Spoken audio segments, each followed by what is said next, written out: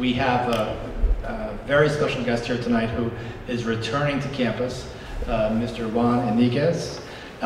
He is the Executive Director of the Association for Private Postsecondary Education in California. 25 years experience in higher education administration and policy in the nonprofit sector. And he has had the privilege of serving on many state, national, and international boards and committees. Yñiguez completed graduate study at the University of California, Los Angeles. And we know Juan very well because he entrusted Marymount with not one, but two of his daughters for their education here. So welcome back to campus, Juan. Thank you, Dr. Brophy. Good evening. First of all, I can't go on any further without thanking Dr. Brophy for the honor and the joy of being with you tonight. But also, if I could, if you give me a chance to say this to the entire Marymount community, I just cannot say enough about your leadership here in Dr. Brophy and the people he's working with. I worked for 14 years with the Independent College Association in California, and we represented the 76 private colleges here in the state. So I've had my eye on Marymount for a long time, and I can tell you that he took a very, very good two-year school and has rapidly turned it into a great four-year school and soon to be a good four-year plus graduate institution. So just congratulations, and thank you. Thank you. Dr. Brophy also mentioned my daughter. I'd be remiss if I didn't point her out. Please stand for her. She honors me by being here, but I wanted to acknowledge her because indeed she's proof that there is life after Marymount for you that are here in the middle of your studies. She got her AA here at Marymount. It was the best thing we could have done for her as parents at the time. She went on to do her undergraduate work at UCLA in political science, and then she went on to get her master's at USC in public administration, and now works for a public affairs and public relations firm. So it's amazing what a good start to do for you those first couple of years, and we're hoping to replicate that. And we're on pretty good track with my younger daughter, who is doing her senior year at USC, but also did her first 2 years here at Marymount. So we have a big place on the heart for Marymount. I was going to tell you that if you try to remember what I say tonight, you could probably put it under the notion of what George Bush called the vision thing, and then what I call kind of the Catholic tradition of kind of philosophical tradition about perfection. And so I hope I have a chance to talk to you about both those tonight. But in terms of my personal story, as I mentioned earlier, I was vice president for the Independent College Association in California. And one of the things I try to tell any young person I speak to, and I just got through talking to my daughters about this, that when you go for an interview, you need to tell the potential hire something about themselves that they don't know, which is my way of kind of, even before you get the job, to have a sense of a vision about what that job should be. When you're in the job, you're not doing anybody any good if you're a leader, or even if you're starting as a non-leader in that particular company or association. You're not doing anybody any good if you don't further the ball. And people have got to realize that any organization is almost like a biological organism. It's meant to grow. And if you don't grow it one way or another, you're really not moving the ball and not doing yourself a favor and not doing your organization a favor. So with that in mind, the vision thing. When I worked for the Independent College Association, one of the things that I was very concerned about, kind of somewhat similar to Lee, I was the first person of color in 50 years that the association had hired. So I kind of knew I was going to be on the microscope for a while. But fortunately, we're in California. Fortunately, we understand diversity, I think, a lot better than other parts of the country do. But I also had an idea of what I wanted to do even before I got the job. And one of the things that I realized was that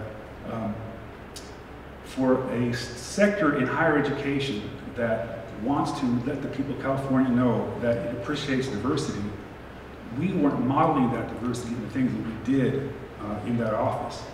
And what I mean by that is that we didn't really reach out to the diverse population of California, in particular as it pertained to transfer students. We did a lot of great work at the undergraduate level. We did a lot of great work with all of the undergraduate schools in the sector. But we didn't, as a sector, have anything to do with or say about transfer students. Why is that important, or why was it back in the early 1990s? It was important because 78% of the students of color in California go to two-year community college.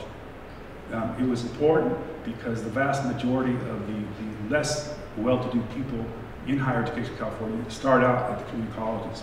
So I just did something very simple. We had a whole series of counsel programs for high school counselors that were meant to get them interested in the four-year college experience.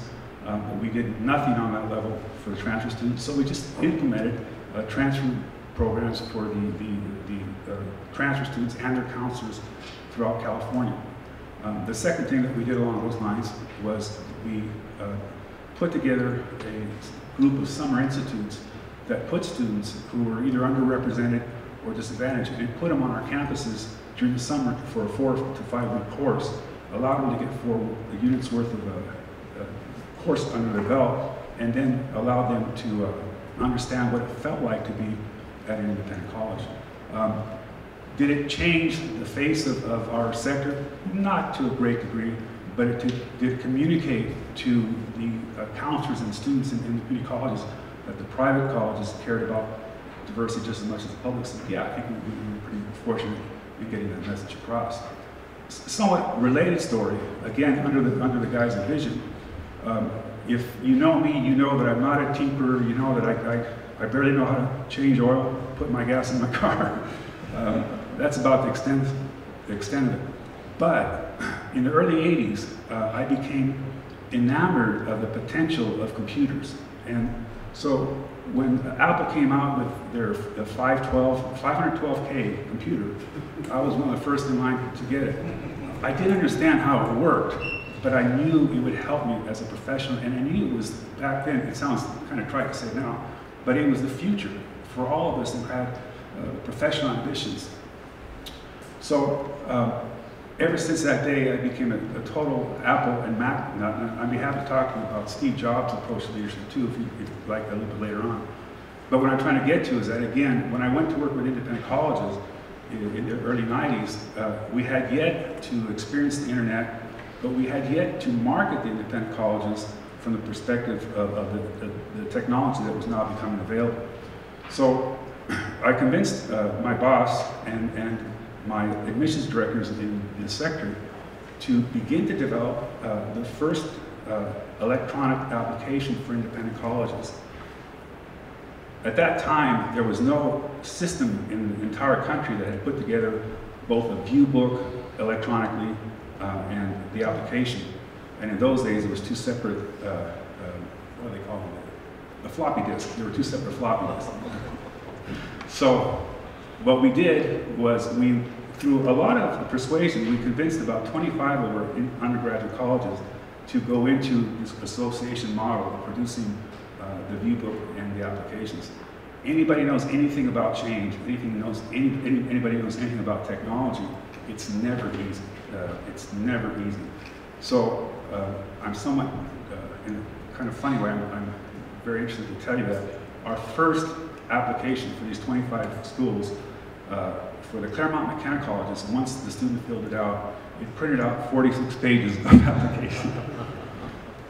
But ultimately, we were able to perfect it. Ultimately, we were able to get it on the internet. And because of our lead, the California State University and the University of California approached us and said, well, what about doing this amongst all of the colleges in California? So now, if you're interested in looking for a college in California, you can log on to californiacolleges.edu. I don't take claim for being the founder of californiacolleges.edu, but I do take some claim to say that we were the first in California to begin experimenting with that new technology. There were fits and starts, and we pulled our hair out, but the very same organization that we helped to help the independent colleges with their app and their view book is now the organization that controls the entire web access of the web portal for the UC, CSU, and independent colleges in California. So all that to say, vision is important. I'm very proud of what I did in those two separate projects. Is it earth-shattering? Perhaps not, but it was in my realm and the things that I cared about in the industry and where I work in. I'm happy to say that I think it helped move the ball forward.